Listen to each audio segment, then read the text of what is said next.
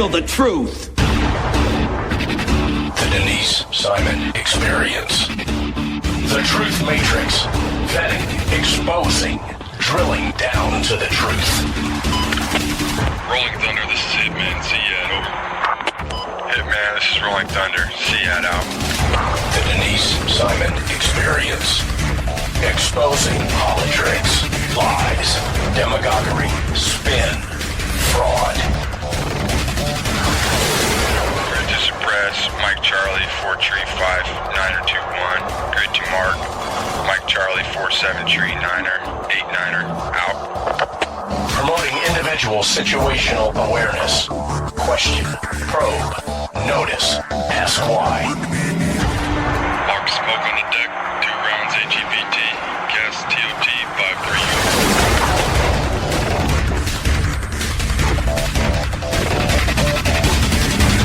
And now, the Denise Simon Experience. And welcome, ladies and gentlemen, to the Denise Simon Experience, heard worldwide on Mojo 50. You know, we hear very little about the Southern Poverty Law Center, and I keep arguing and finding evidence that they're always out there behind, the curtain, kind of a cloak and dagger operation. So I know that the Family Research Council has had a lot of experience with the Southern Poverty Law Center, and they've become, I would say, experts on the Southern Poverty Law Center. So I kind of wanted to bring that topic forward, since it may be that Chris Gacek, who's the Senior Fellow for Regulatory Policy at the Family Research Council, and the Denise Simon Experience might be the only two people talking about the Southern Poverty Law Center. So Chris was kind enough to join us, and welcome, Chris, and thanks for jumping in. Oh, good to talk to you. Look, we've heard some snippets that the Southern Poverty Law Center is a very, very wealthy organization with a lot of their money offshore.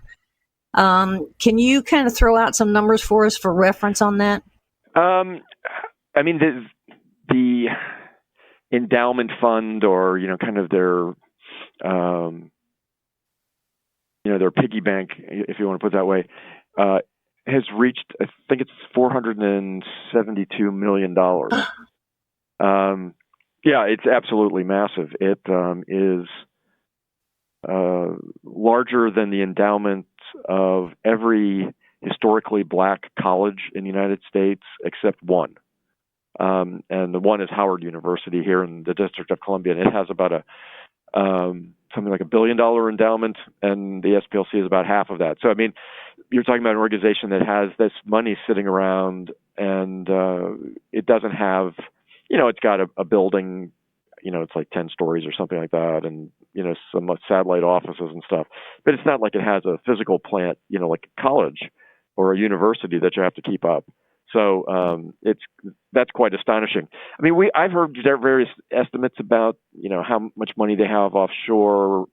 I think it's somewhere in the, in the $50 million range, but it could be more than that. That's a bit harder to know. And but the point, I think the larger point is that normal 501c3 organizations in the United States do not have offshore investments and offshore accounts, right? This is like, this is pretty odd. It's just not the way charities are supposed to be organized or to run, and the place is run more like a hedge fund than a yes. It's kind of crazy. So, given some of these foundations and organizations that are out there that are running under the 501c something or others, I think we really need an awful lot of reexamination, but that could be a whole topic for a whole nother day. Right. I mean, one of the things I have to say in their favor is that it's interesting. In 1994, there was a really important series of articles that was written about the SPLC by the Montgomery Advertiser. And that series of articles became a finalist nominee for Pulitzer Prize that year, and they didn't win. And the editor of the paper says that the SPLC mounted a campaign to make sure that they didn't win.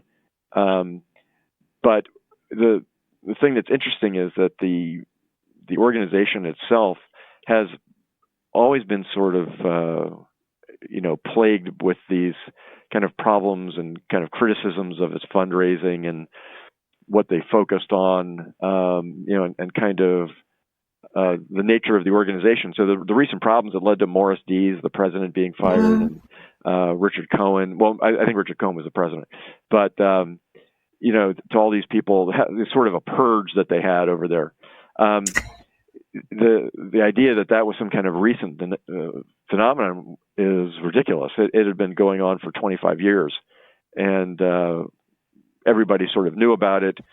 Everybody who had access, I mean, I would imagine everybody in Montgomery, Alabama, had some kind of copies of we're aware of what the series of articles said, and because I've got a copy of it. We had to go to the library and or get some interns to do it and make copies of these things. But it's kind of was the starting place for all of the coverage of the organization that came after, maybe except for one or two pieces. Well, one piece in particular was written in the 80s by a left-wing journalist named Jim Egerton, and that was published in a magazine called The Progressive in 1988. That was the first time that I'm aware of that anybody on the left, or really sort of anybody had paid attention to him, but really, there are a lot of left-wing critics of the SPLC. That's sort of the main. Well, that's good. That part is good to know. But they have become kind of the self-declared experts on hate groups, and yet I haven't seen the SPLC come out against Antifa, which is kind of remarkable, unless I've missed that altogether. No, they don't. They only focus on groups that everything with them is politically expedient targeting of groups that represent a certain kind of dimension in politics. So it's not just them, right? I mean, so that's obviously one category is Antifa, and I think they have various dodges about Antifa, like Antifa is not really a group, and all these sorts of things. The same thing is true of Black Lives Matter, that it has sort of certain kinds of, they say things about Israel and Jews that are problematic. But so on another front, though, I think it's, to me, even more egregious because it's so clear cut. Like, Antifa is sort of, you might say it's kind of loosely structured, and what is it exactly? How do you name it? I don't think, they wouldn't have any problems identifying Antifa if it were a conservative group, right? Going around beating people up. But on campuses right now, we have, and sort of people who listen to your radio show would probably not know this, but at America's kind of elite colleges, I think there's something like 2,000 colleges in the United States. There are a lot of schools, right? But if you go to sort of, let's say, the top 100 state and private schools, you put them together, there's a really, really big anti-Semitism problem on these campuses. And we're seeing manifestations of that with sort of the rise of people like Ilhan Omar and, this whole gang of four, these women representatives in the House, who are... at least two or three of them are say very questionable things about Israel. But there's a group on campuses called Students for Justice in Palestine. It's a group that has ties to Hamas, and what's shocking about this is that there are basically 180 universities or colleges with chapters of this group on campus, and these are sort of officially recognized chapters, right? So this, how schools will recognize a group so that they can get money and things like this. Sure. So it's it is absolutely staggering, right? That you could have. I mean, I liken this group to basically being like the Klan, right? And it's sort of like an anti-Jewish but Muslim-based, left-wing-based Klan group that exists to target Israel with, promoting the BDS movement, which is the boycott, divest, and sanction, right? Israel, but it's essentially anti-Semitism dressed up as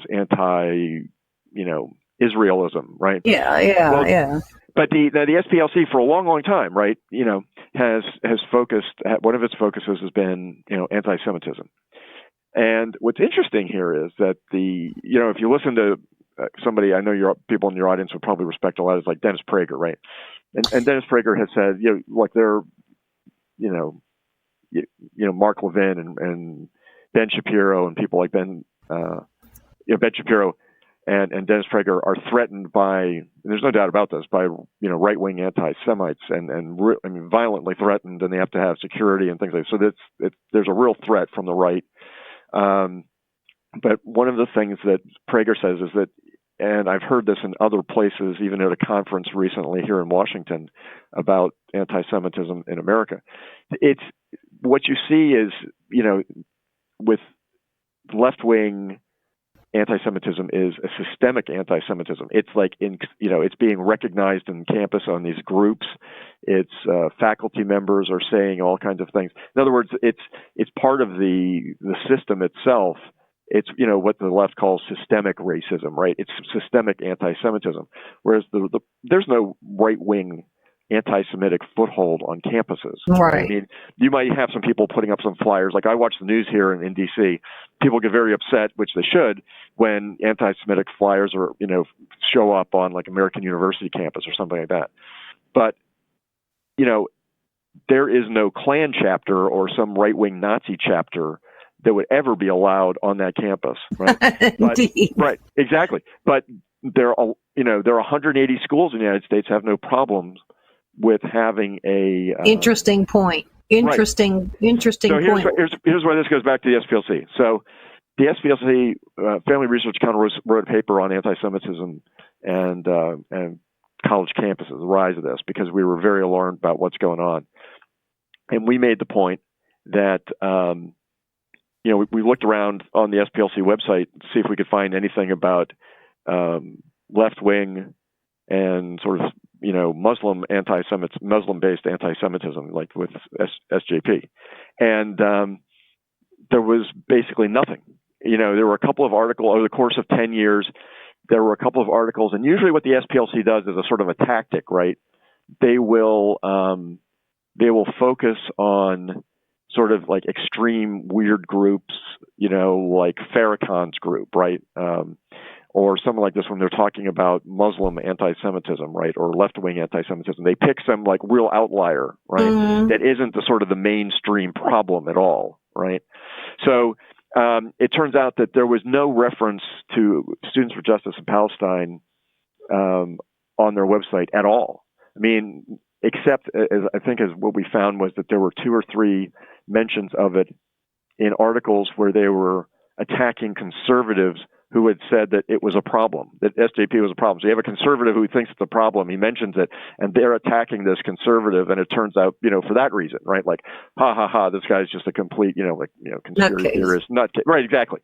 So, and in fact, there was a member of Congress who asked Richard Cohen about this at a hearing, and asked him, what's the story with Southern Poverty Law Center and Students for Justice in Palestine?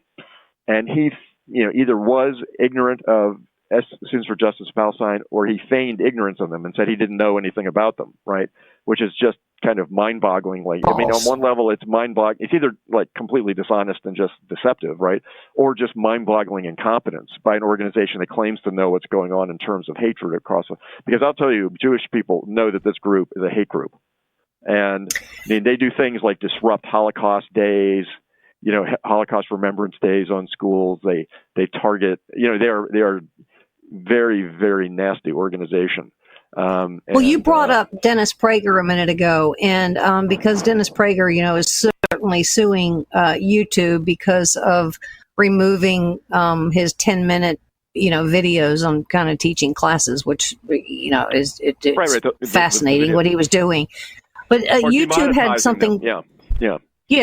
And they had something. YouTube had a program called the Flagger program. I wrote about this March of last year. And the Flagger program, because of Dennis Prager and Prager University, YouTube looked for what they would call kind of like sheriffs. So you had to apply to be a sheriff, and that you would hang out over there in YouTube land, and flagged the things that needed to come down. And so it was obviously very subjective. And one of the sheriffs that was accepted into this team that would flag things that needed to come off of YouTube was what? The Southern Poverty Law Center. So, I mean, it's kind of like you get to keep things up that are ridiculous, but those that are there to be educational and wholesome and family oriented and historical and so forth and so on. Well, Southern Poverty Law Center had an issue with it. So Southern Poverty Law Center is really a subjective censorship sheriff, correct? Well, I mean, yeah, that's one of the weapons that they use, and they're all about turning off access to these various platforms for conservative voices, you're absolutely right about that. So it depends on each one of the different organizations and the businesses like Twitter and these things, what their relationship is with them. We're sort of disturbed that Facebook hasn't. Facebook seems to have a relationship with them, but others don't. And so the problem is that they're extremely insidious. And but I have to say one thing. I mean, there are so many. These companies are so left-wing dominated and ideological. I mean, just by their staff. I mean, their staff is just filled with very radical people. That I don't even know that it matters that much whether or not an organization like SPLC has a formal relationship with them.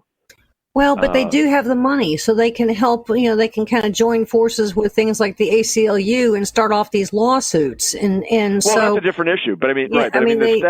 But the staff at Google that does the censoring is all internal, right? And in fact, a lot of these companies are like in places like Ireland, right? And there are all sorts of people who are. I think that's a problem. Now the SPLC and ACLU then go into court and they do all sorts of other sort of lawfare, as you might call it, or legal attacks. But they put resources out there. People can or do or don't have to use the resources. So I mean, it's definitely a threat.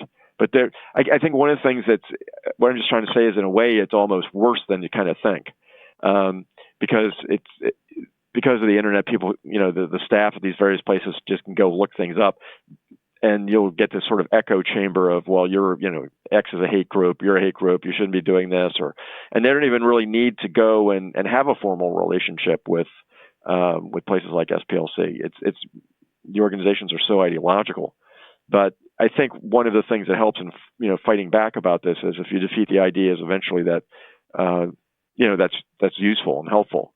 And, I think that's one of the things that we have to do. I mean, 10 years ago, there was nobody who ever pushed back against the SPLC at all. And Family Research Council has really kind of taken a big step and putting back a counter narrative about them. And at least there's, sort of another perspective out there about the SPLC. I don't think they have the same. There have been a lot of articles in the last couple of years about them. And when Dees went over the edge, right, when they threw him overboard, there were some stunningly negative articles. One was in the New Yorker, which is pretty left wing. Now the Washington Post, like 6 months earlier, it had a series on the SPLC that wasn't really very flattering. There's Politico, which is a news site here in town. Really dislikes the SPLC. I don't know what's going on over there, like what what editor or who it is, but Politico has written at least 2 or 3 very, very negative pieces about them. So it's interesting. Like I said, there are people on the left who don't like them at all, but they still have a huge amount of money. And one of the areas, that they have a big program developing curriculum, and it's called Teaching Tolerance, and they're trying to infiltrate, along with a lot of other left-wing groups, trying to infuse their ideological preferences into schools. Especially like K through sixth grade, or maybe K through 12, I should say. But they even go into the elementary schools, so that's a big problem. Well, there's a lot to be said for the work that the Southern Poverty Law Center is doing, and I just don't believe that there's enough attention. And as I start off at the top of this is, their 501c3 status, and I think because of they're really become a profit center just by virtue of the war chest that they have. And then because of their activism, and I think because of their activism, they may be in violation of 501c3 law. Has that been, investigated by a Family Research Council at all? Well, I think one of the things that's going on is that this year we have some people in Congress who are sort of interested in this, and Tom Cotton, who is a member of the Senate, wrote a letter to the IRS raising these kind of questions, right? Like what is this organization? What is their structure? Mm-hmm. Because there's really no organization like this, that anybody can kind of, with this huge endowment. It's not a hospital system. It's not it's not Harvard or someplace like that where you've got a huge amount of campus that you have to maintain. Why are you sitting on this kind of money? Yes. And one of the things that's very interesting is that nobody's covering this because the left doesn't cover the left and what's going on there. But when Dees and all of the old guard at the SPLC were fired, there's like $500 million pot of money sitting there that somebody's going to get control of. So must be one of the most kind of interesting, political struggles in left-wing politics now. I can't imagine that, like the Obamas and the Clintons and, there are these various camps. I don't know what they would be, but that they all are trying to sort of get their hooks into this, right? That's a huge political war chest that somebody could use to support their own vision of what the Democratic Party should look like. And likely are. We just don't, we're just not seeing it yet. But I don't think that we can assume that it's not happening. I think we have to assume that it is happening. No, it is happening. Okay. All right. Yeah. Good. No. I'm that's the point, right? It's happening, but we don't have any way of knowing, who the players are and sure. those sorts of people. Yeah. So it's from the weekend the Morris Dees was fired, and then when Cohen went and then they started a search. They have an interim, and then they have a search now going on. But this is a really big deal, and it kind of struck me as strange that it hasn't really received much coverage. The NPR kind of ran a puff piece, like a 5-minute puff piece on its stations, announcing the arrival of the interim head of SPLC. But and sort of was part of a very minimal effort to try and rehabilitate themselves, right? Kind of salvage their reputation. But it's a puff piece. Yeah, right. It was. There were no hard questions, and it was. That always seems to be the way. Nobody's saying, look, if you. Seems that you've taken a lot of money from a lot of people over the years. You need to release. There's these internal memos that people know about that precipitated the downfall of Morris Dees. One by a female attorney who was on the staff, and then there was a second memo by a lot of other staffers in support of this one woman who resigned, I think.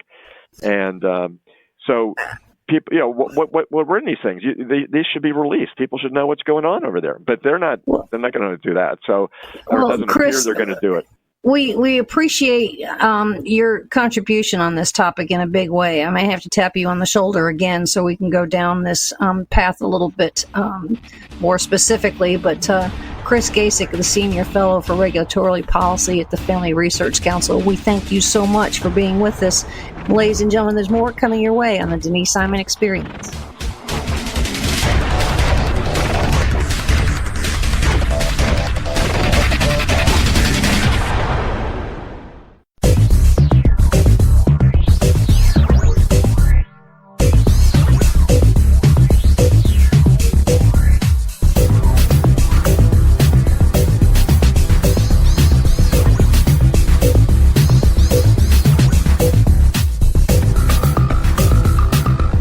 Thanks, ladies and gentlemen, for staying with us here on the Denise Simon Experience, heard worldwide on Mojo 50.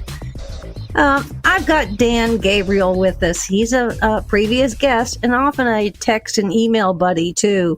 Dan is, of course, former CIA counterterrorism officer. I think did 6 tours between Iraq and Afghanistan, supporting Operation Iraqi Freedom and Operation Enduring Freedom. But then he decided to change careers. He went to film school. I don't know a lot of CIAers that do that. But anyway, he produced a fabulous movie that I actually saw, kind of a documentary, if you will, titled Mosul. And Mosul has been touring the country, telling about the stories of several people, characters in the movie, the cultures, the backgrounds, and all those kinds of things. And so I decided to find Dan, and I did, and he's with us, so we can talk a little bit more about Mosul. But welcome, Mr. Dan Gabriel. Miss Denise, great to be back with you. How are you doing today? Not too bad. Just trying to endure some heat here. Although I would imagine it's pretty hot over there in Iraq. But tell us again, for some new listeners, the Cliff Note version, if you will, of your film Mosul. Yeah, well, look, as you know, Mosul is the story of the last battle of the Iraq War. It takes place between 2016 and July of 2017, when our camera crews filmed. Basically, were embedded with the Iraqi security forces as they traveled up the Tigris River from Baghdad to Mosul and liberated Mosul, which is the second largest city in Iraq, from ISIS. It was a pretty amazing story, and significant for us, actually, because 5 years ago was actually the anniversary of when Mosul fell to ISIS. And 2 years ago, as I said, in July, was the 2-year anniversary of the victory. Dan, we're not hearing anything at all about Iraq. We're hearing next to nothing about Syria. We're hearing next to nothing about Islamic State. We have too much domestic stupidness going on. But I would argue Iran is still in the news, but Iran's in the news because of all this tanker war going on in the Straits of Hormuz. But Iran has got a major management style and power over Iraq still today, and Syria. So I imagine when you are touring with your film, you have some, Iraqi veterans there, U.S. veterans and Iraqi veterans that are saying things aren't all so great. They're better than they were. But are you hearing some of those stories? Yeah, absolutely, and actually certainly more now than 2 months ago when you and I last talked. So what we're seeing, and we've really seen this since we decided to remove Saddam Hussein from Iraq, is no surprise Iran's influence is growing in the region. And of course that means it's growing within Iraq, which has historically been a diehard enemy of Iran. They fought a war that cost 1 million lives back in the 80s. Of course, at that point we were on the side of the Iraqis against the Islamic Revolution. So I think, as Iran kind of takes center place and we stop talking about ISIS and the Islamic State, and that kind of, Syria falls into the rearview mirror, what's important is to keep the focus on Iraq, because any conflict that we potentially would have with Iran is going to be fought in 2 places. 1, the Persian Gulf, and 2, in the proxy states of Iran. And that now includes, unfortunately, Iraq. It also includes places like Libya, Syria, and Lebanon, where Iran has extended their Shia crescent across the region. So really, what I'm saying is Iraq is the battlefield once again for whatever is going to happen with Iran. As goes Iraq, or as goes the Iran conflict, so goes Iraq. Well, and what you say is certainly exactly right, because it was just a couple of months ago, I think Secretary of State Pompeo was on his way to meet with Merkel in Germany, and with some things going sideways in Iraq, he canceled the trip and went to Iraq instead. And the next thing we know is that now we're sending some battleships over there. We're sending some Marines over there. So why is it that the confrontation is either going to be in the Persian Gulf / Hormuz or in Iraq? Is Iraq that weak still to this day after essentially I shouldn't say the fall of Islamic State, but not where Islamic State once was? Sure, the physical defeat of it, sure. The Straits of Hormuz, of course, important because that's how Iran gets their oil out, their sanctioned embargoed oil. So that's the significance of why you see so much action on the water, on the maritime front, with them, at some point detaining tankers and that type of thing. But within Iraq, your point is great because you mentioned that they're weakened. Well, Iraq is a weakened country, especially after the years and years of war that they've been through, and then culminating in the rise of ISIS, which at the high point, the high water mark, essentially saw about a third of the country under the control of the black flag of the Islamic State. So now what you have is the danger of that vacuum reemerging once again. Now that ISIS is no longer there, what happens in that Sunni-controlled part of Iraq, where we have made clear that we the U.S., want to get out of? ISIS has certainly made clear that they were willing to carry the flag for the Sunni minority. Their version of government was certainly abhorrently evil and too extreme for just about everybody in the world. So they were soundly defeated militarily in Mosul. But does the Iranian influence then move into that part of Iraq? And that's something that's on the front page of papers this week as well. Mm-hmm. Poor Iraq, or I would say poor Iraqis, and the other tribes that are there. You've got the Kurds. I think you even have some still surviving Yazidis and whatnot. There's a segment of that population that's trying very much to hold on to their history, to rebuild, and not only necessarily rebuild, but I mean they've got to generate an economic structure, and it's almost as though they can't get off the starting line, can they? Right. Well, you mentioned their history. In many cases, the history is certainly a history of the Christian people, and that part of Iraq has been erased. It's literally been sandblasted off of churches, and sacristies have been ripped out of churches where the Chaldean people worshipped. So again, obviously something we show in the film. We have a large section right in the middle that's really dedicated to and focuses in on the return of some Christian fighters to their town of Karakash. But the plight of Christians in Iraq and the Middle East at large is horrendous at this point. Of course, many of those people haven't returned. They're either still in refugee camps, which we again show these sprawling refugee camps in the film, or they've left the region with perhaps no intention to return. So, yeah, it has not been a good 15 to 18 years for Christians in the Middle East. And given the what you just described, the outlook in the next 5 or 10 years isn't probably a lot better or different than it is today. Is that overstating it? It's complicated, that's for sure. It's going to be, I think, a question of what happens vis-a-vis the U.S. policy with Iran, because really these places that have suffered so much conflict, like Iraq, like Syria, are once again going to be on the front lines of any conflict that we would have with Iran. So as they can, as Iran continues to posture in the region and to increase their influence in Iraq, in Syria, in Lebanon, the question really is the U.S. going to acquiesce to that? Are we going to, I think is President Trump's instincts are to turn inward and to rebuild our own country? Mm-hmm. Or are we going to still draw lines in the sand that we may or may not ultimately uphold? Touring the United States with your film, I'm sure that after everybody sees the film, much like it was when I saw it here in Tampa, you got a lot of people that have got to be tapping you on the shoulder and saying, Dan, let me tell you this, and Dan, let me tell you that. Especially from interpreters, because we were finding out that there's all kinds of Iraqi interpreters that made it here to the United States that they have additional stories to tell. Are these additional stories validating everything that's in the film, or is it like the sequel of Mosul Part 2 that's coming up? Well, yes and yes, I would say. It's, Iraqi interpreters, like you mentioned, we had several of them there at the screening in Tampa. Of course, they're still supporting U.S. Military in different capacity, perhaps at MacDill.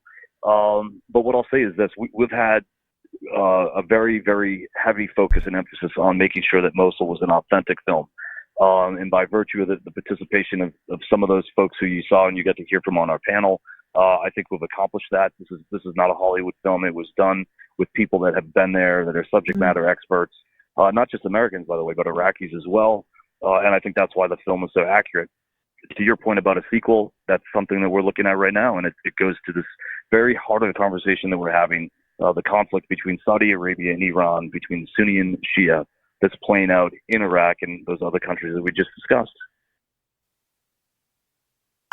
Do all of the destinations by which you are showing the film, do you always have a panel at the end of each showing? Yeah, we've done a panel in almost all of them to some extent. Some have been more formal than others, but absolutely. And we're probably going to take a couple weeks off here, but we're going to be looking to be in Houston in early to mid-August, as well as Colorado Springs at the end of August, and several other more locations, perhaps San Diego in September. So as we kind of move into award season, we're trying to position Mosul to have a effective run towards a potential Academy Award in the documentary film category. So as we kind of get the word out, and we'll be having screenings all over the country, and we'll be certain to keep you posted. Oh, wow, that's kind of all exciting right there, isn't it? That's breaking news. You heard it first. Breaking news. Are the panel members all the same, or are some kind of falling off and you're picking up some new ones? I mean, do you have how does that work? The ones that you get to see, those my colleague Jens, who's an associate producer on the film. So he's been to most of them, as has Ali Sada, who is one of our cultural experts and just probably knows more about Daesh, or ISIS as they call it, than anybody else on the planet. And who else was there? Mosul medic Will Oken from Philadelphia was there as well. And, of course, that's a veteran who decided that his service to the United States under uniform hadn't been enough and decided to go back as a private citizen, as an individual, as just a great American and great patriot. And went back in 2016, or actually, I guess it was the beginning of 2017 through the middle of 2017 to support in a medical combat capacity the Iraqi security forces, and just has amazing stories of his own. We have an interesting population here in the United States of the Kurds and of the Yazidis. Have any of, I think you've got some Kurds or Yazidis maybe in Kentucky or Tennessee, and I think there's some Kurds in California. Have any of them that you know of seen the film? My guess is they have not, because we have really focused on the military and veteran audience so far. And really at the end of the summer, we're going to be expanding our focus and our horizon to familiarize those audiences with it as well, and including the Chaldeans, of course, in Detroit. Goodness, that's that's quite the calendar that you got going here. It's going to be a busy summer. Well, that's all a very good thing. Anybody in the government that you know of, from the, any of the military services, or anybody from the Pentagon or State Department attended any of your films? I can tell you that I got an email earlier this week through an intermediary, and I can tell you that I won't say which one, but a former director of the CIA asked for a copy of the DVD, and we sent it along to him. So we'll see. But yes, people in the government are some of them and have seen it and are reacting well. I think that ultimately, they know the story of Mosul through the term Operation Inherent Resolve, which was the U.S. government's efforts between, let's say, late 2014 up through July 2017 to defeat ISIS. So for them, I think this is hopefully a story that they want to be told, because it really is the story of the Iraqi people defeating ISIS, of course, with U.S. support, and that's very much was the intention of both the final months of the Obama administration, but also certainly the Trump administration. And so maybe, their interest is because what the film portrayed as far as Islamic State goes in Iraq is the similar or very different as it is in Syria. What would you think?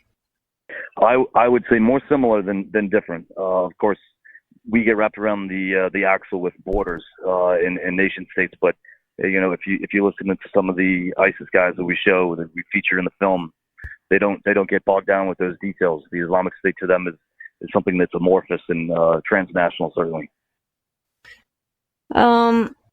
Anybody, in the Iraqi government taking a look at your film? Not to my knowledge, but we certainly hope they will. And, to the extent that when we get to the Middle East and start our distributions efforts there, I think a lot of Iraqis would love to see this. Of course, the technology infrastructure isn't quite as great that we can't easily deliver to them on streaming, but we're going to certainly try. Yeah, because, we have Islamic State, obviously, in the Middle East. There's a little bit of it going on in Afghanistan, too. But then there's all these sounding alarms that there's these building cells in the Far East and then the Sinai.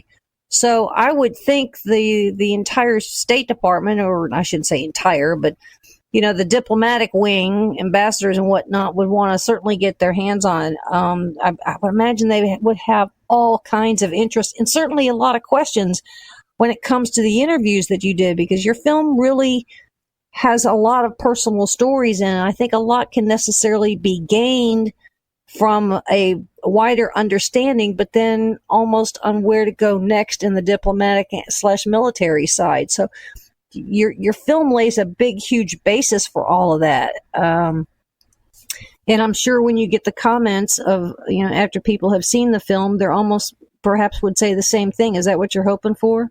Yeah, that's what we're hearing. Exactly as you said, Denise. Absolutely. When it comes to construction, we're on that just a little bit. Are you seeing any signs of business kind of getting back to usual? Maybe not so much in Mosul, but in and around Mosul. Are things stabilized? Yes. It's really the tale of two cities. You see a lot more progress on the east side of the river than you do the west side, which is the old part of the city.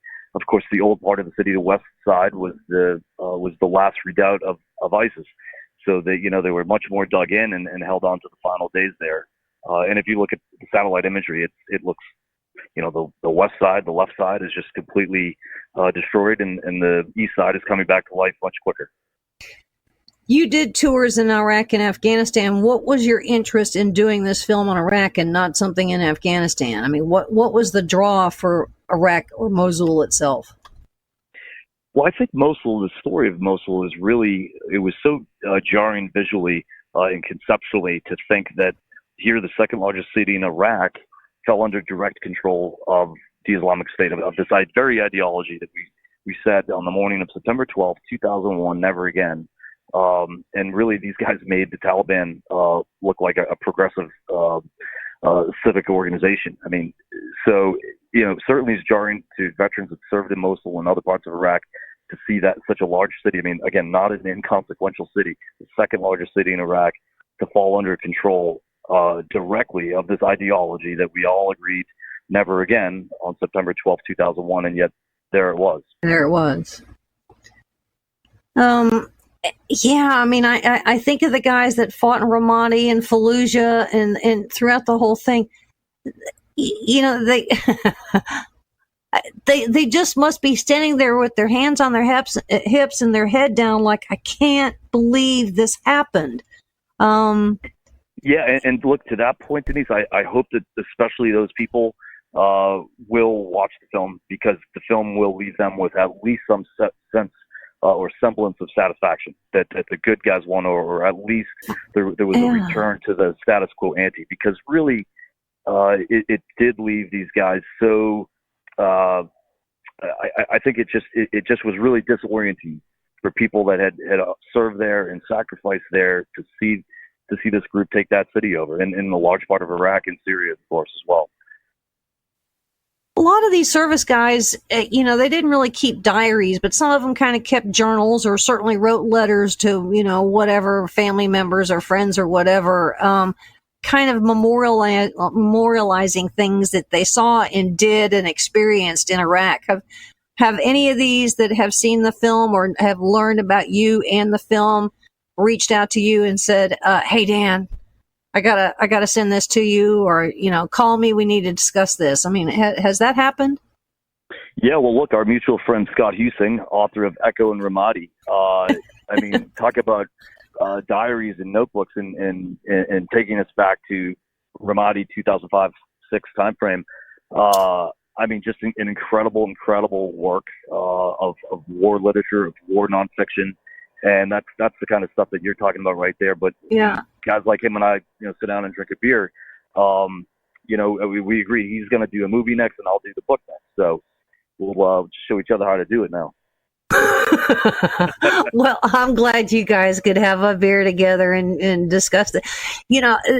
It's like if you, Dan, and if Scott Husing don't do this, I don't know that anybody else is stepping up. I mean, you might get something that's on, Nat Geo, but it's going to be a very twisted version, or you may get something on, Vice or, the American Heroes channel, but it's kind of like they go down one path, but they're not telling the wider picture. And I think that you did, because you reached out to so many different tribes, people, and disciplines in this film. And you did this film in a short period of time, relatively short period of time, right? Well, yes and no. The filming was done, in parallel to the military operation itself. So October 2016 to July 2017. Unbeknownst to me, it would take another year and a half to actually make it through the editing and the post-production and the distribution. So, yeah, these things take a lot longer than you would expect, and certainly for the first go-around. But I think next time we could probably do it in about half the time. So post-filming was a lot more labor-intensive than the filming itself, what I'm hearing. It always is. It always is. So now where, you've got this thing under your belt, was there film that you edited out or dropped on the floor that you would have rather kept in? Well, look, that's a great question. It leads right into the director's cut. So we have, we filmed about 88 hours of footage. The movie's only just under an hour and a half long. So as you can imagine, there's a lot of great stuff that we couldn't put in there. So trying to package that up into, some bonus reel footage or an extended cut, that's a whole nother 6 months of work right there. And, we were planning to do some interviews with some, high-level leaders, maybe a General Kelly or a General Petraeus, and kind of get their comments as a kind of bonus reel. So, yeah, there's going to be a great director's cut probably after the award season is all done. That would really be kind of a not really a Mosul Part 2, but as you say, a director's cut, because, I mean, you've got the matter of AFRICOM that may want to weigh in. That would be, even if they could share some declassified documents and said, this is what we thought, this is what we know, this is what we did, to kind of validate all things when it came to Islamic State. And certainly what they think about Islamic State today. Are you just as fretful maybe as I am on where Islamic State is today? Sure, of course. I mean, I think that's one of the themes of the film, and kind of the cautionary tale aspect of it is this thing can start up again. The ideology is not defeated, nor probably will it ever be defeated. It's really a cancer on the human soul, and in this case takes the shape of Islamic extremism. But this is the kind of thing you have to keep your eye on and never turn your back on. Are any of your film contributors, the directors and producers and whatnot, are they like you perhaps watching the news and the headlines coming out of Iraq today to validate the film or say, well, this is where we need to go next? Oh, I know they are. We have those conversations all the time. So that's exactly what we're talking about is, what's the natural follow on for this story, and how do we keep attention on it?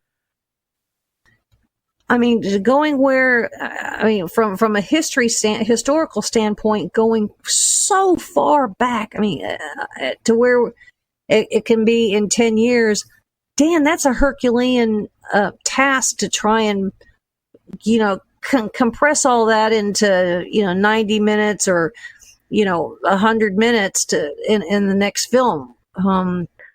That's, I don't know how you would necessarily do that. That's got to be, you got to have a team. You have to have a team. You said it right there. That's the key. And we have a great team that we've been able to work with since the beginning, really, both the guys over in Iraq and folks stateside. So I'm very proud of our team. What about war correspondents? Have you reached out, or have any of them reached out to you guys and said, let me share a few other things? Is part of a kind of like the human connection to offer up some? Yeah, that's a great question. We actually did an event in D.C. back in April. We called it Embed. It was on the night before the White House Correspondents' Dinner, and we had a handful of war correspondents show up to that, and we're able to kind of socialize them with the film. So yeah, that's a very good target audience for us. Have they passed off some stuff to you guys and said, this is certainly another chapter in this whole thing with Islamic State? Yeah.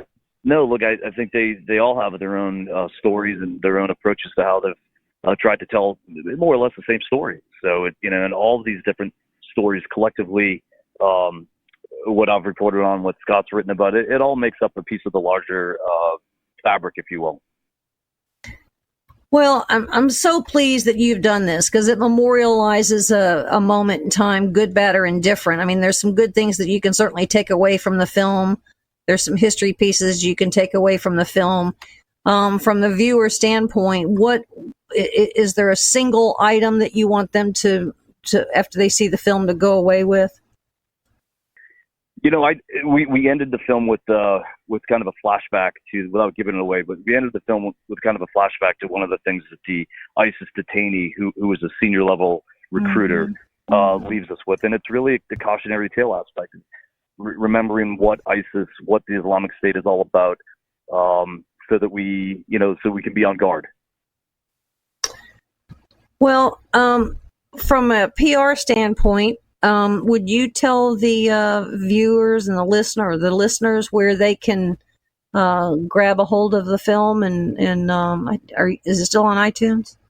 Sure, yeah, it's on iTunes as well as Amazon. Maybe the easiest place they can download it is mosul-film.com, and they can learn a lot more about the filmmakers and the people involved there. mosul-film.com. And I imagine your audience is kind of growing. I think that the reputation of the film, if you go into Houston, is arrived there before you guys get there. So your audience is growing. Is that right? We are very excited about that, and pleased that you were one of the first shows that we did. So we'll keep coming back whenever you invite us. Fair enough. Well, I'm so pleased that you've stuck to this thing and that there is excitement even for an award. That's like really exciting. And there's possibly a book in the making and a Mosul Part 2. I mean, that's just excellent news.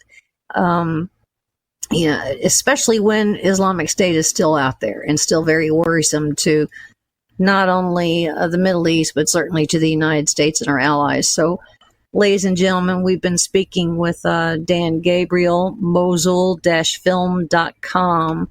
And please go visit that. If you don't, you're cheating yourself. And Mr. Dan Gabriel, thanks so much for being with us on the Denise Simon Experience. Again, I'm going to just kind of keep sending you little text messages and anytime you want, and see how things are going.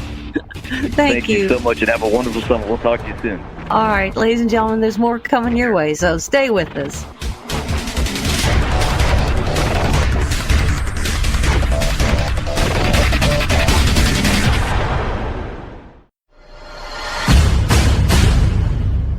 You can't handle the truth. The Denise Simon Experience. The Truth Matrix. Vetting, exposing, drilling down to the truth. Rolling Thunder, this is Hitman. Seat over. Hitman, this is Rolling Thunder. Seat out. The Denise Simon Experience. Exposing politics, lies, demagoguery, spin, fraud. Grid to suppress. Mike Charlie, 4-3-5-9-2-1. Grid to mark. Mike Charlie, 4-7-3-9-er, 8-9er, out. Promoting individual situational awareness. Question, probe, notice, ask why. Mark smoke on the deck, 2 rounds HEPT, gas TOT 5-3. And now, the Denise Simon Experience. And thanks, ladies and gentlemen, for hanging with us on the Denise Simon Experience. I'm so pleased to have this next guest with us. I'm one of these that I hate groupthink. I hate it. I hate it. And I keep trying to impart to people critical thinking or strategic thinking. But Kevin Williamson, who has just published yet another book, The Smallest Minority, Independent Thinking in the Age of Mob Politics, he calls it independent thinking, which I like too. Please go get the book on Amazon.com. It just came out, and you'll cheat yourself if you're not grabbing it off the bookshelf. So with that, Mr. Kevin, welcome to the Denise Simon Experience. Well, thanks so much for having me. I've looked at a lot of your work, and I've looked at some of your books, and something's kind of interesting. I almost see that there's kind of a pattern here. You titled one book, The Dependency Agenda. And I would think that independent thinking is gone because we depend on somebody else to think for us. Well, there's certainly some of that, I think. Thank you. One of the unhealthy things about our particular political moment is that people are outsourcing their thinking, and they're outsourcing their opinion forming, and outsourcing their principles in some ways too, which is not a good place to be. As a purely functional thing, in a system that's democratic, people have to be able to speak to one another as individuals and citizens rather than as representatives of rival warring tribes. Because if you're doing the latter, then you can't really have a conversation, a real substantive conversation about policy differences, about exchanging views. And that's how democracies actually go about solving their problems. That's sort of the democratic version of the way a market works, is that information gets exchanged between people until we come up with some kind of settlement, which is usually unsatisfactory to everyone, as all compromises tend to be, but comes out of an actual organic process. And instead, we're having this thing where it's just, kind of cultural gang sign flashing, my side, your side, team red, team blue. Tell me what you think about the president, and I'll tell you everything that I can tell you about you as a human being. And that inhibits the useful exchange of information and the useful democratic discourse. Precisely. And so, is it mob politics, or is it just fashionable politics, or is it one and the same? Well, I think they feed into one another. So you've seen there are a lot of sources of new anxiety in the world, I think, for Americans, especially for the well-off part of the world. So we move a lot more than we used to, so we have fewer local cultural ties, fewer local community ties.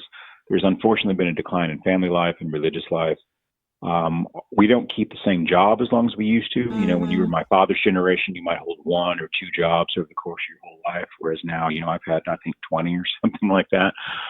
So we're looking for sources of status and belonging and fixedness and continuity in our lives. And one of the things that people have settled on is politics, which is a dumb thing to settle on, I think, but it's what people have settled on.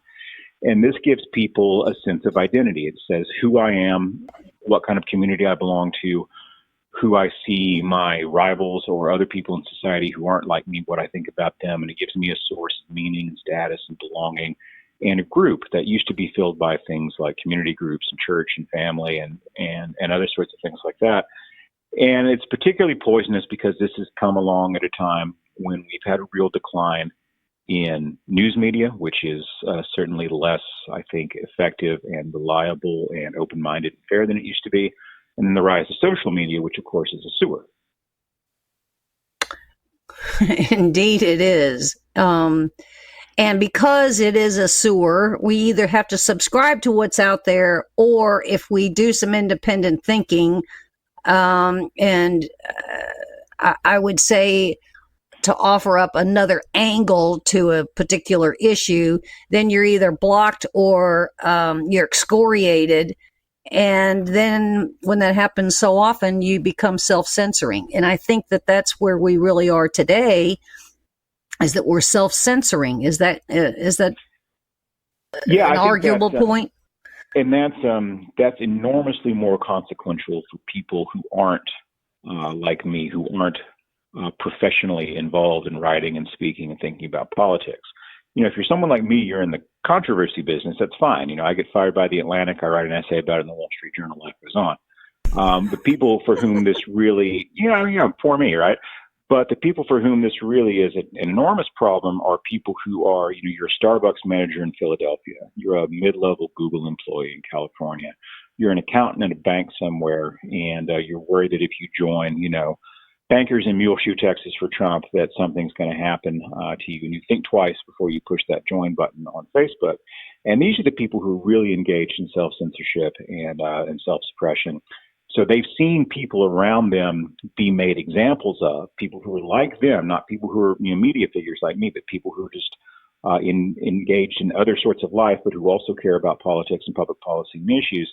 They've seen the way in which these people are, hounded out of their jobs, the way in which employment has become an instrument of political coercion, and they just never speak to start with. So they're never going to be punished for their political views because they're never going to say anything about them.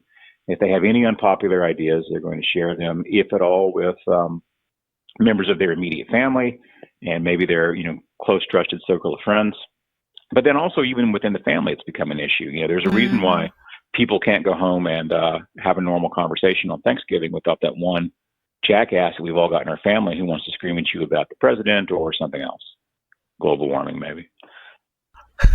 I was actually thinking about that. Didn't global warming start off with being acid rain, and then it went to global warming, and then it went to climate change? And anyway, that's a sidebar. Yeah, I was born in the Nixon administration, but I've got a really good memory of the time when I was a little kid, and I'm just old enough to remember when it was the new ice age that was going to get us all.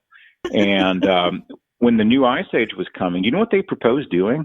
The scientists at the time, the best thinkers at the time, proposed covering the Arctic ice caps in coal soot to turn them black so that they would absorb more heat from the sun and raise the temperature of the planet.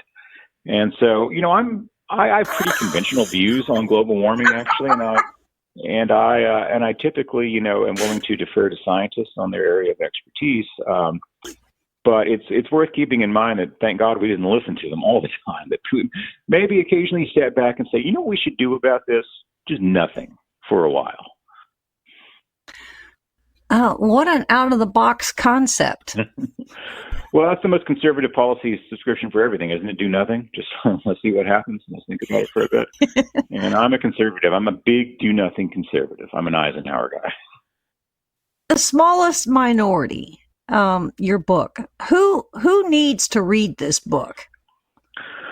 Well, besides everybody. But I mean, is there a target audience? Everyone with $29.99 in their pocket needs to get this book. But well, a couple of sets of people. There are people who are wondering, why is it that our political culture is so angry? Why can't I have a conversation with my nephew at Thanksgiving without it turning into this emotional, screaming, crying thing?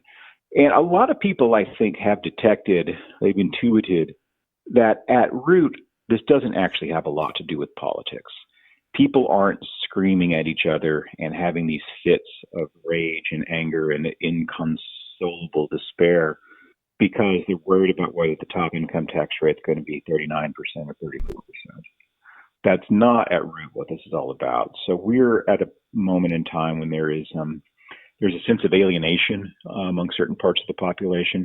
There are certain kinds of new social pressures and sources of anxiety that they haven't experienced before that have become more intense. And these things are manifesting themselves in this hysterical political culture. So I'm trying to help people to understand why that is so that they can at least know why their relatives and friends and coworkers seem to have gone off the deep end and maybe help them a little bit, or at least, approach them with a measure of understanding and sympathy that they wouldn't otherwise.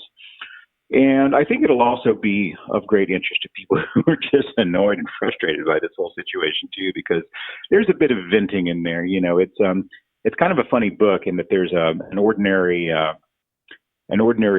book of the sort that I've written before about this ongoing political problem, some reportage about it, some analysis. And then there's about a third of the book consists of footnotes in which I do sort of a running commentary of what's actually going through my head as I'm writing this. And the footnotes are sort of funny and profane. And there's certainly, Regnery has never published anything quite like it. So it'll be a book that will surprise you, I think. It's not what you're looking for necessarily. It's not what you're expecting. It's not going to be the sort of thing that you get when you buy an Ann Coulter book, as much as I like Ann Coulter. There's a couple of adjectives that have been applied to Kevin Williamson, a flamethrower being one of them. Mm-hmm. And that's okay. I like that because it's a noun, actually. Well, yeah. In this case, yes, one and the same. What is your advice? I mean, obviously, you have been the target of an awful lot of critiquing. Yeah. Kevin, help us, because help us out. Well, I think what's been helpful to me, anyway, is that I have for a long time known what it is I want to do and what's important to me and what I care about and who I care about. And so I know whose opinions matter to me, and I know why they matter to me. Part of this is the result of having, a lot of very long-standing good friendships. Part of it's religion. Part of it's other things too. So when I think at one point during that whole Atlantic episode, there were something like 750,000 angry tweets, something like that. I forget what they told me. Out of which I cared about none of them. I didn't care about one of them. So if you're the sort of person who sees, some angry anonymous troll on Twitter or Facebook screaming that you're a Nazi and this bothers you, you should think about why that bothers you and maybe the ways in which you can go about getting over that, because this stuff shouldn't be all that important. I mean, there are people whose criticism really matters to me. If I hear from Rick Brookhiser, hey, Kevin, I don't think you got this one quite right, that'll keep me up at night. That bothers me if I hear that. Or if I hear that from Jay Norlinger or someone like that. But, if it's, Trump sucks 666 at twitter.com or whoever it is, I don't care. I just don't care. So, I haven't used any social media at all. Going on a couple of years now. I don't use Twitter anymore. I haven't used Facebook in a long, long time. I've never done any of the others, really. And I don't miss it. It's not like I feel like I'm being left out of the conversation. For people like me, these things can be kind of useful as promotional tools, as ways of, as ways of getting your work out there. But I've got other ways of doing that too. And frankly, I get up in the morning and I read newspapers and I read books, and that's how I keep up with the news. And if I want to have a conversation with someone, I call them or invite them to lunch, something like that. There's an old black and white movie. I haven't seen it in a long time. This is really kind of left field for you, Kevin, but it's A Bad Day at Black Rock. And Spencer Tracy. Mm-hmm. And there is a part in there that says the size of a man is measured by the temper he keeps. And I think those that, keep somewhat of an even keel and look at an issue and assess it independently, strategically, and critically actually offer up more of a cogent solution and argument than those that you just described on Twitter. Is that even a reasonable statement I just made? No, I think so. And I think that the converse of that is true, is that one of the things I've noticed in life is that with a few exceptions, like, say, Paul Krugman, is that the people in life who are genuinely the most accomplished, that are really good at what they do, are the easiest people to talk to. And they're the ones who are most understanding and open to having disagreement and different sorts of points of view. The people who get really, really outraged are people who are insecure to begin with. And so that challenge really pushes them in a way that they don't know how to emotionally deal with. And that's a lot of where all this anger comes from, is that we have a moment in time in which, even though we're wealthier and healthier and living longer and more free than we've probably ever been in the course of human history, we're insecure in ways that people weren't, in my father's generation, my grandfather's generation. There are new kinds of challenges. There's less reliability and predictability when it comes to your job, that sort of thing. We move a lot more, as I said before. And these things, I think, cause people to feel insecure and anxious, and that gets expressed through rage. There are people I know who are very accomplished writers on the left, especially people who are older. I think I've seen this, who they don't agree with me about anything, but we can have a perfectly civil and good and productive conversation about things. Mm-hmm. Sometimes I'll hear from one of these people and they'll say, hey, have you ever thought about this? And I'll go, well, no, you're right. Maybe you have a point about that. Maybe we should think about that. And those are the conversations that I live for and cherish, and not so much what happens on Facebook and Twitter. I think I just heard you say that people have kind of found themselves into a condition of lack of confidence, and I think that lack of confidence was manifesting itself over the last generation or so because we've become so protected by outside forces, and we want to keep you safe, and we don't want you to experience any hurt or any disappointment. So we're going to protect you. So you don't go out and learn these things on your own. We're just going to put you into some kind of a protected cover. And so, is that right? Did I say any of that right? Yeah, well, it's certainly a different world. You know, I went to elementary school in the 1970s and 1980s, and not exactly the Great Depression, not exactly the Civil War. You know, these weren't terrible times.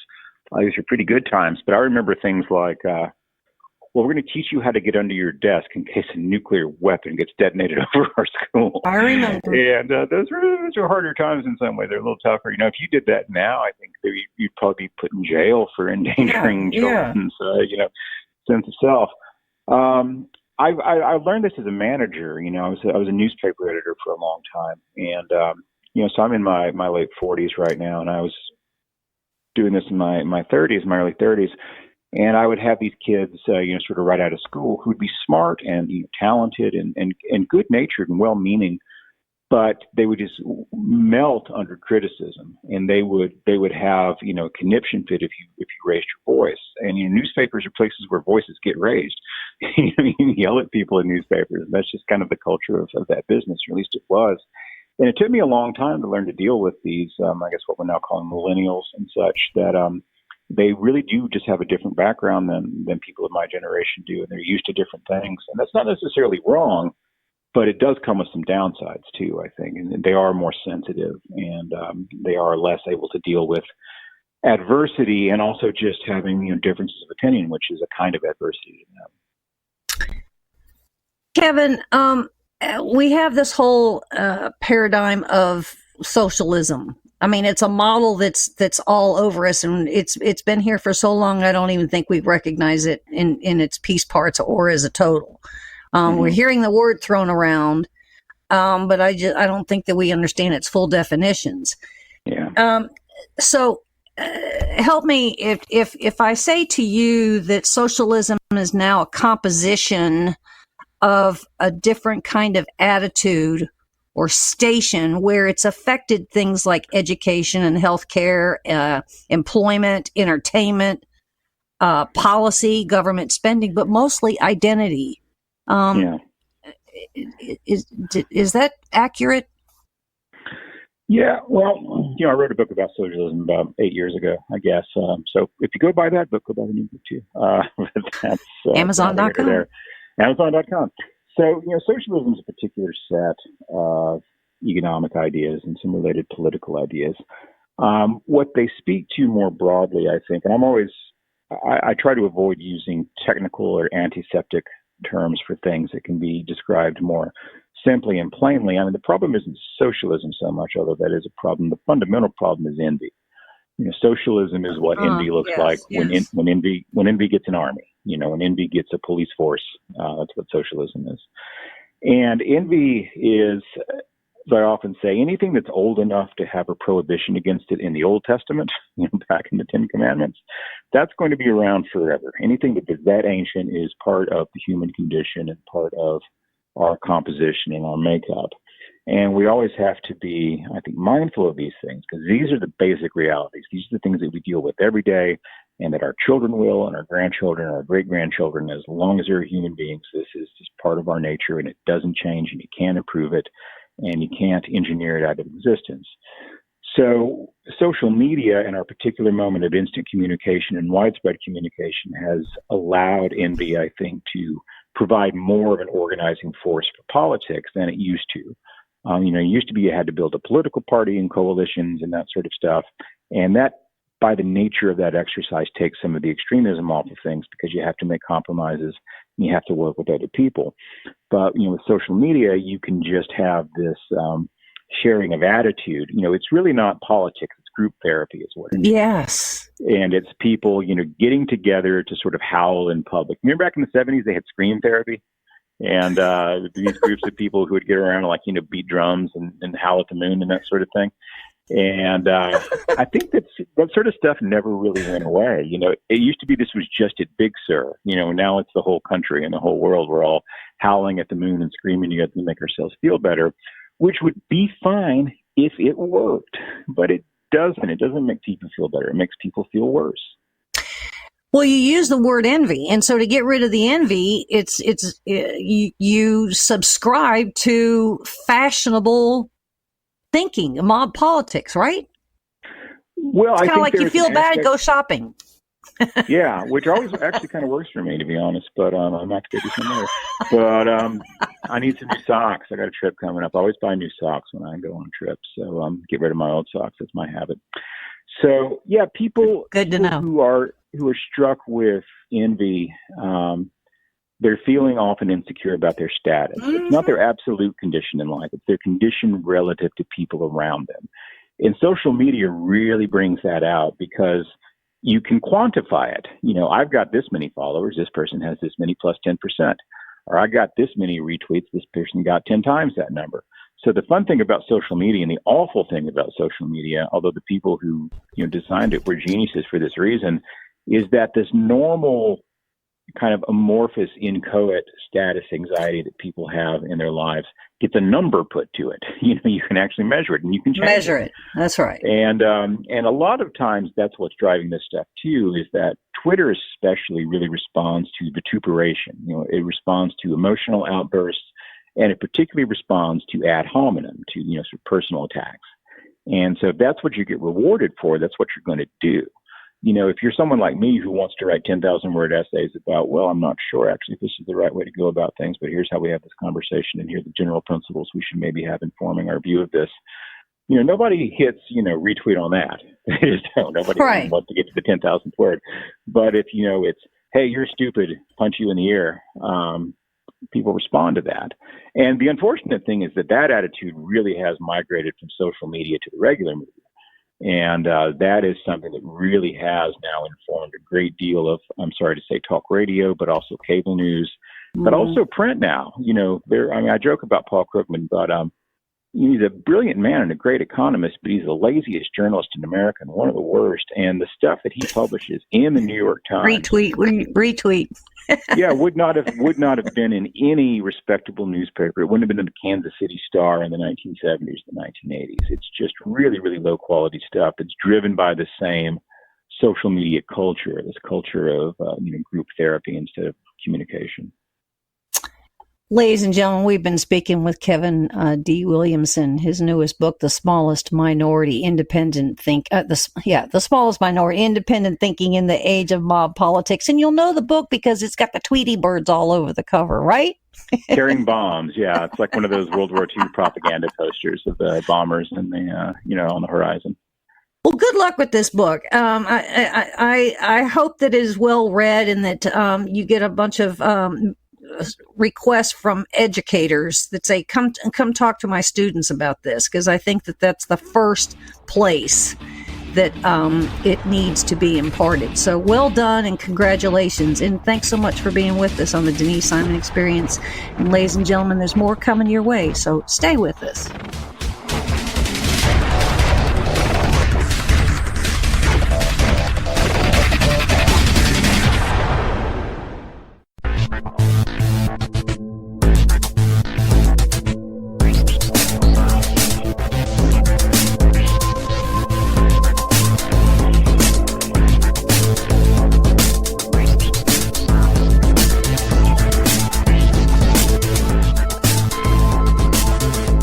Thanks, ladies and gentlemen, for staying with us here on the Denise Simon Experience. Very happy that my buddy here, Seton Motley, with lessgovernment.org, is able to join us. We want to talk about Peter Thiel and Google. Sadly, it only got 5 minutes of headline. At least I think Tucker Carlson did pay it some attention, but then again, it went away because it's not enough of a scandal in Washington, D.C. We have to go back and talk about the Mueller report and all that other kind of stuff. So Seton is very generous to join us and have this discussion. because not nearly enough attention has been paid to Google and their fealty, their allegiance, I would say, to China. So with that, Mr. President of lessgovernment.org, Seton Motley, thanks for joining us. Thank you. Yes, it's an issue and should be discussed a whole lot It's more. been an issue for a long time, Seton, and it's kind of like, did it really take Peter Thiel to bring any kind of attention to this? Well, he's got a bigger megaphone than I do. I wrote a piece last October because I've been tracking, and this is a domestic cronyism issue, but the Defense Department's about to award a $10 billion contract to somebody to provide all their cloud computing backup. And it's been totally cronied up by Amazon. And Amazon's about to get it. And so I've been following this, and of course, a lot of companies originally were bidding. And Google was one of the companies that was bidding. And their employees mutinied in October of last year and said, we don't want to work for the U.S. military juggernaut. It reflects poorly on our company that we're even bidding for the job. And Google's leadership acquiesced and pulled out of the bidding process. So I wrote a piece last year, and by the way, chronicled a whole bunch of fealty from all sorts of big tech companies to China. That said leftist big tech, communist China, heck yes, U.S. military, heck no. Because then after Google's employees mutinied, Microsoft's employees mutinied and said, we don't want to work for the Defense Department either. And Microsoft's leadership, to their credit, and also because they want some of the money, said, no, screw you, we're bidding on this contract. Yeah, they also signed a piece with IBM just in the last week or so, I think, for cloud. Who did, Microsoft? Yeah. Yeah. But my point was, I said in the piece, it looks awful, according to Google, it looks awful to work for the U.S. military, but they've been bending over backwards for China for 2 decades, and that doesn't reflect poorly on the company at all. It's completely absurd. They've censored searches per the communist Chinese government demand. They've done all sorts of things. A bunch of U.S. companies are like this. Apple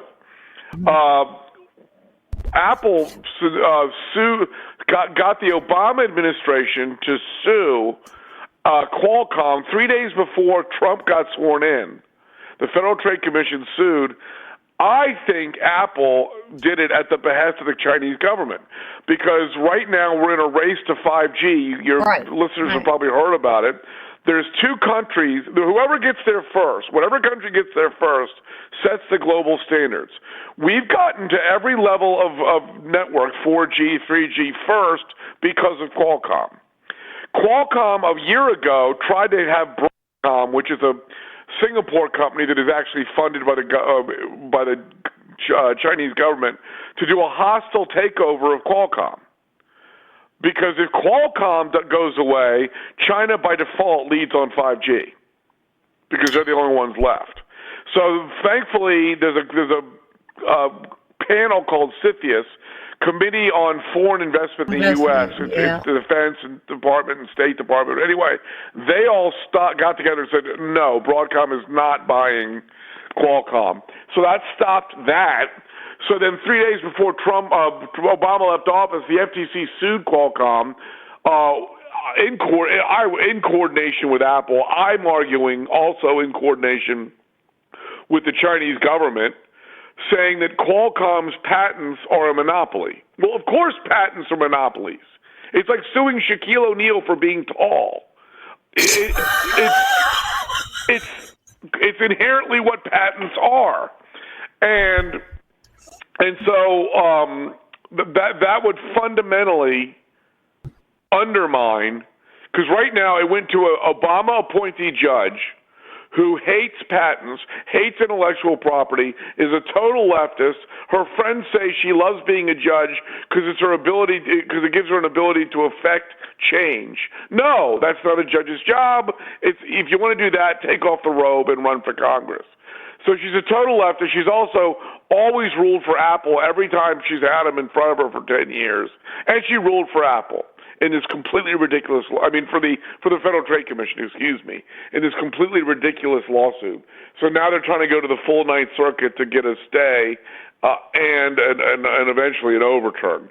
But anyway, Apple's completely over a barrel with China. In fact, I just saw a story a week or so ago.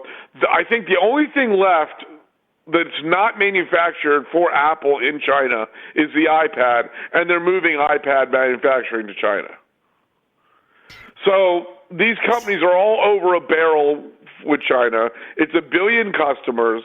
They're willing to cut any deal Chinese government demands to get access, including handing over intellectual property, including looking the other way when intellectual property is stolen, including censoring searches, including censoring tech, all in the name, it's the old Vladimir Lenin line, the capitalists will sell us the rope with which we will hang them.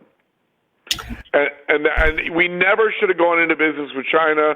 That was Nixon's biggest mistake. It wasn't Watergate. He broke into the DNC headquarters during an election. He won 49 states. What would he have won 43 without the break-in? I mean, that was a giant nothing. Opening the snake pit that is China was his biggest mistake. I have asked that question before of some Chinese experts, and the Nixon China thing was a very different world under very different leadership than it is now. Well, I still think even then it was the theory why they did it was stupid. They wanted to up the communist China as an offset to communist Russia. That was the thinking. Yeah. I think that's stupid thinking then, or now, or any time in between. I've written this and I've said it on radio a bunch of times. There've got to be some old Soviets in their 80s and 90s, some old KGB apparatchiks sitting around Moscow looking at each other going, can you imagine if the United States had given us trillions of dollars during the Cold War? Right. I mean, it's absurd. It's dumb. It's just dumb. And so, I think, and as I said in the piece today, the fealty, there's two reasons the big tech companies are working so closely with the Chinese government. One, they want access to 1 billion plus customers. Two, although it's not really, that's a lie too, because there's still a ton of Chinese that don't have any money. The crony capitalism they run has blown up certain areas and left a whole swath untouched. So there's a lot of Chinese that are still dirt poor, North Korea style. But anyway, the big tech companies work with China because they want access, and two, because they kind of agree with their politics. I think that last part is the most right part that you've said. I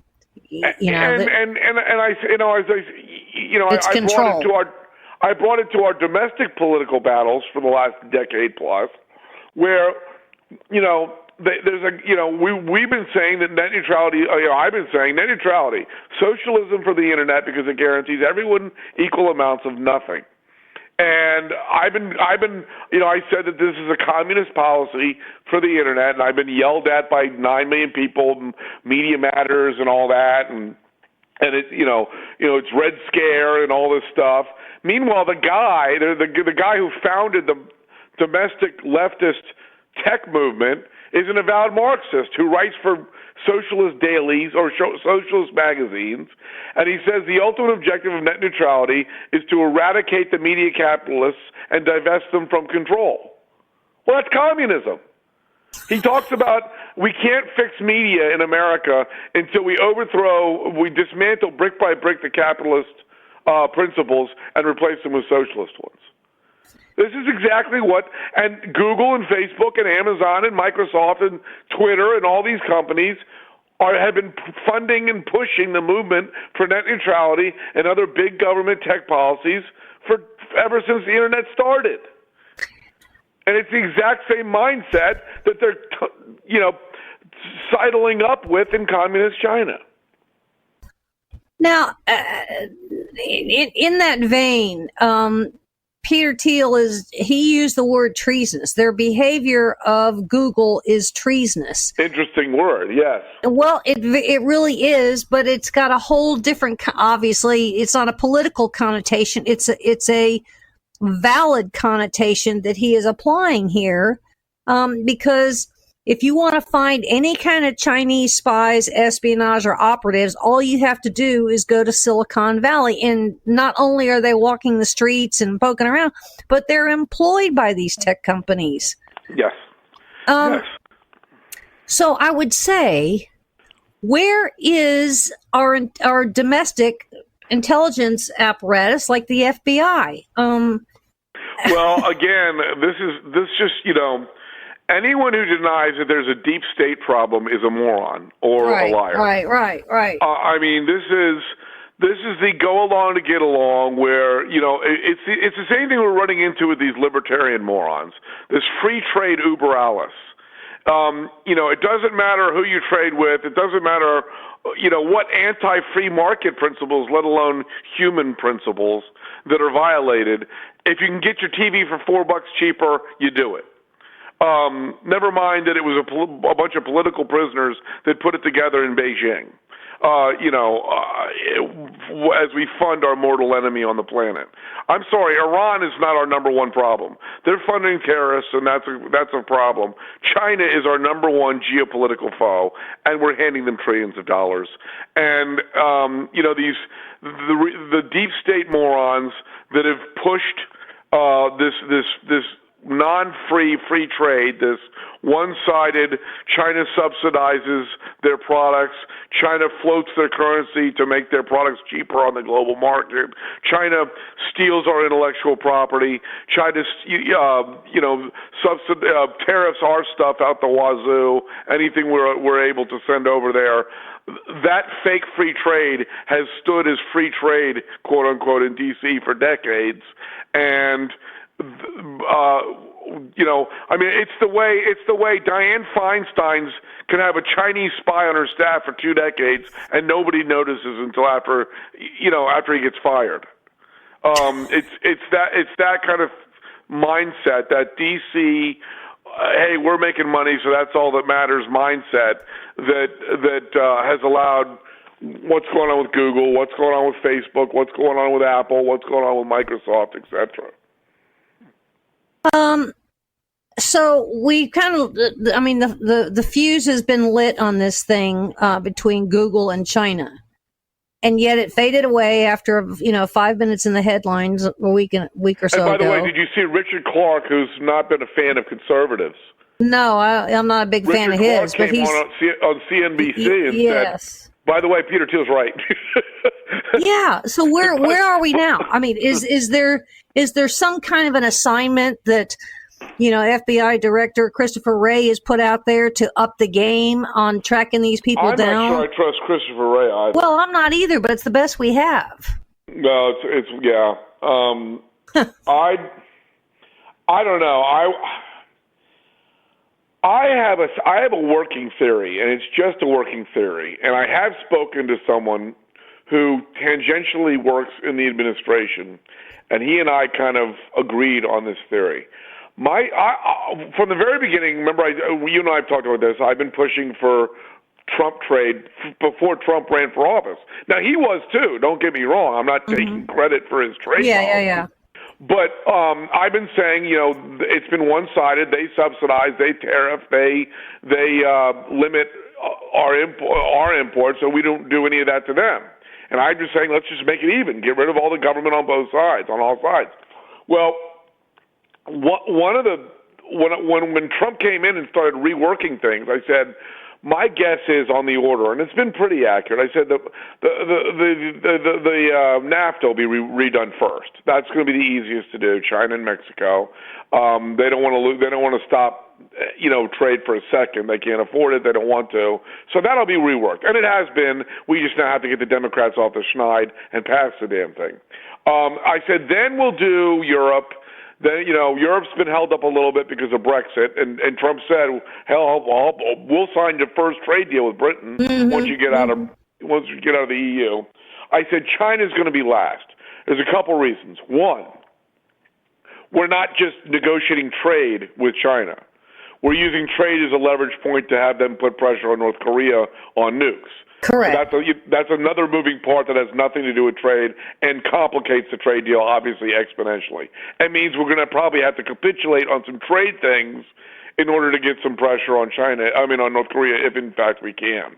I also think, ultimately, and this is my theory, I don't think he wants to deal with China. I hope not. I really hope not.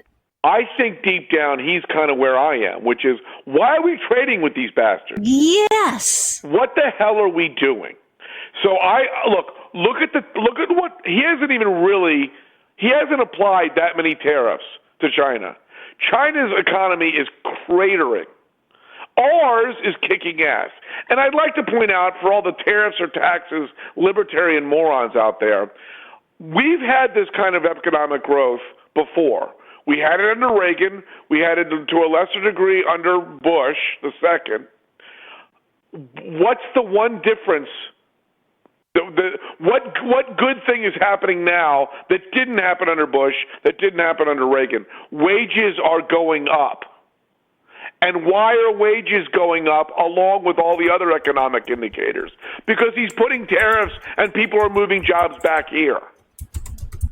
I'm a huge fan of tariffs now, and I'd like to use them to replace a lot of the taxes on us American citizens directly, because I think it creates much better domestic policy to pay tariffs pay secondary tariffs on goods imported than it does to income tax Americans and sales tax Americans and all that. I'm watching what's happening with tariffs. I'm becoming more and more of a fan of tariffs. And I think Smoot-Hawley is one of the most overrated, overlearned, incorrectly understood things that ever happened in American history.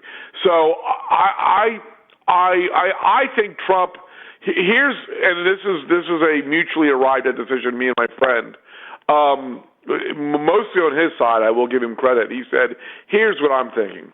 I'm thinking we don't get anywhere on our trade negotiations with China through the 2020 election, and then hopefully when Trump wins re-election, he then just hammerlocks them with tariffs. Well, I'm beginning to think that is exactly right. And I think he's also.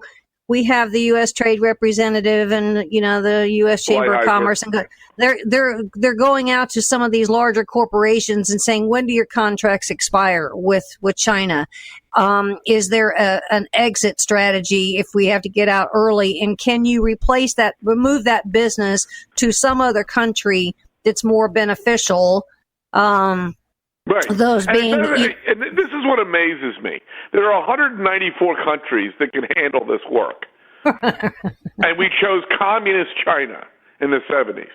What in the hell were we doing? I mean, that's why I think a lot of it should go to necessarily these three countries that are causing us the biggest headaches in immigration. That's El Salvador, Guatemala, and Honduras. No, they don't have the human capital to handle some of this. Well, but they will in the New York Minute if you decide you're going to. No. I'm talking about human capital. The average IQ in those three countries is too low to do this stuff. Well, we don't. We send the people. I mean, the manufacturing, sends the smart guys. We just need their labor. Well, if that's true, that's fine, and that if that'll work, that'll be a solution. I just think we see these people, when they break into our country, we have to teach them Spanish before we can teach them English because they only speak Mayan. I mean, these countries. There's a reason these countries have been awful for hundreds of years. It's because they're full of not very bright people. Right. Same with Africa, I'm sorry to say. But so I'm not entirely, that would be a great solution if it's possible, if it's plausible. What do you think that the State Department is doing right now with regards to Google? Do you think the State Department is? I don't know. I don't know what's going on. I don't know what exactly they're doing. That's internal stuff, and Trump loves to play it close to the vest. So I'm not sure. I'm not exactly sure what they're doing. And we shouldn't know what they're doing. Well, yeah, because I would say, China is making some other moves in other places across this country, which is really quite important. Thank you. And where China goes, Google goes. And so what Google is doing with China in China, Google is doing with China in, say, Africa. So, the whole point of that is it's a very complicated issue for sure. And I think Huawei is making it even more complicated, as well as Google. Would that be right? And that's another thing where Huawei's been in our country for a long time, and that's a government spending bill I would wholeheartedly support.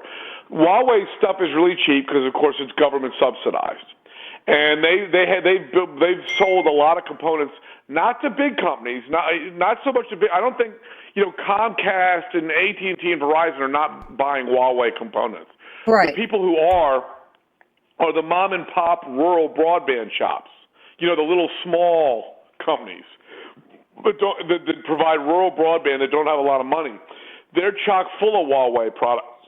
I would be perfectly happy to see us pass a bill, and I think it's actually been proposed in both chambers to pay them to replace their Huawei stuff. Give them money and say, get rid of that, burn it, pretend you're Hillary Clinton with the Huawei stuff, and beat it with hammers and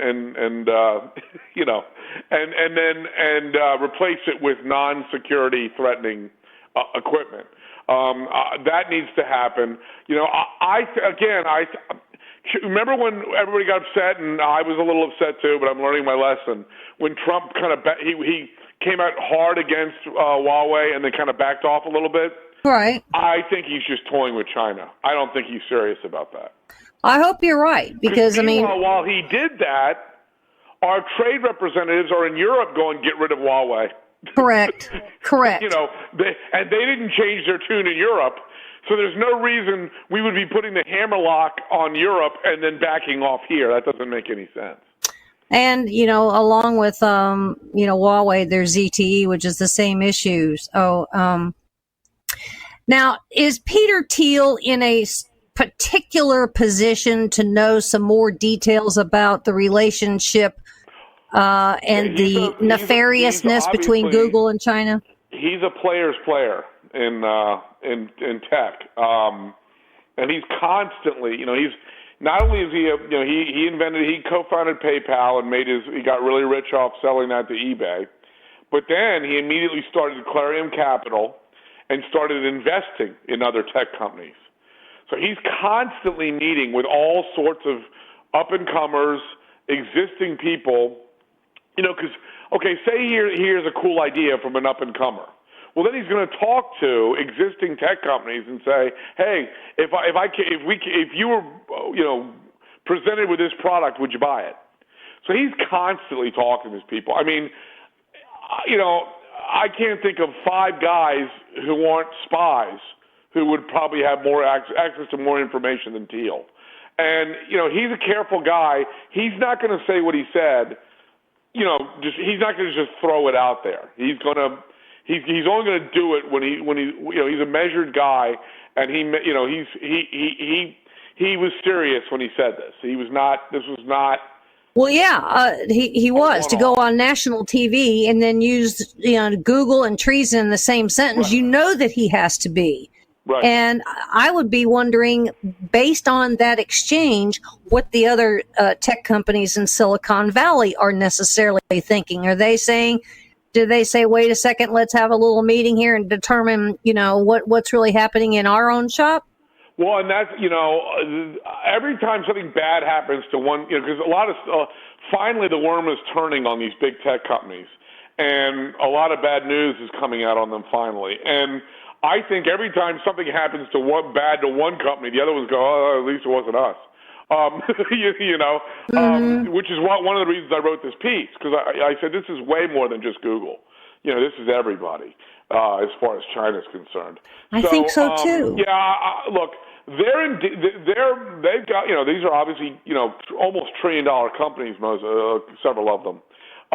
They've got entire crisis management staffs working, one, to deal with things as they arrive, but also to prepare the next steps as things are revealed. You know, they're ready to go to Plan B when Plan A gets corrupted by Peter Thiel coming out and saying you're treasonous for dealing with China. Then they move on to the next, okay, Plan B. Plan A's moot. Go to Plan B. What's particularly interesting here, Seton, is that Google hasn't come out really and pushed back, have they? Have you seen any kind of response? I think they were counting on the media swallowing it up, and they would only have heightened its its visibility had they responded. Interesting. Google did not respond. You were correct. They did not respond. I was looking. I was waiting. They said nothing. And I think that was again, they're paying a lot of crisis management guys a lot of money. I've done crisis management. I think they handled it about as well as they could.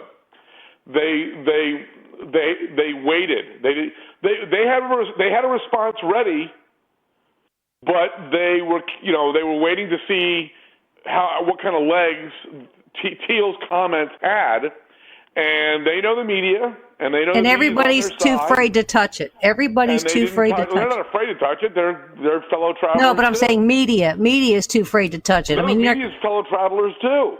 Mm-hmm. The silence is helpful to their fellow travelers. Yes. So they had a statement ready, I'm sure, but they waited to see if it was necessary. And Thiel's comments didn't have legs. Richard Clark comes out and makes another little splash, a little ripple, and then it goes away. And, as important as I'd like to think I am, I don't think my piece is going to elicit Google's ready response if Thiel's didn't. So, I just it's bad. It's bad. Well, this feeds into my theory that Trump wants to destroy China, not trade with them. Well, between 5G and artificial intelligence, Google and China, I hope we have an awful lot of resources on top of this. Ladies and gentlemen, we've been speaking with Seton Motley, president of lessgovernment.org. Thanks for this, because I think it's a discussion that needs to keep going for sure. But thank you, Mr. Seton Motley. And ladies and gentlemen, we're so pleased that you could be with us on the Denise Simon Experience, heard worldwide on Mojo 50. We'll see you again next week.